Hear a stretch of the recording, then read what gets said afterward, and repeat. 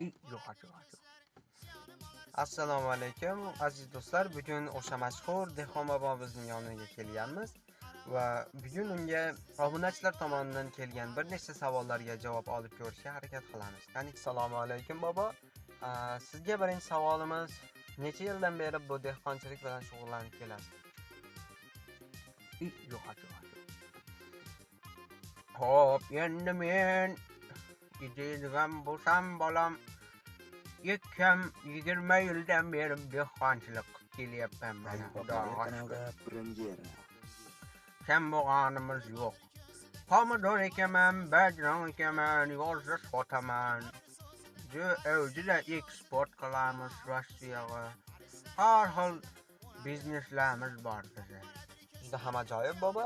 Endi biz ikkinchi savolimizni beramiz. Hozirgi kunda turmush o'rtog'ingiz hayotmi?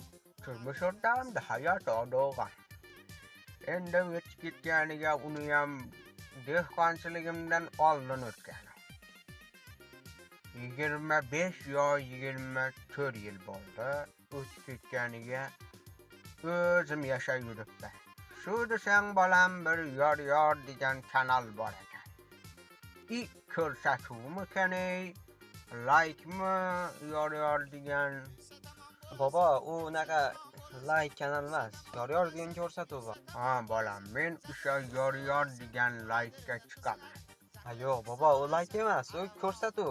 Televizorda qo'yiladi. Meni allamoqchi bo'lmag'in bola, yosh narsa.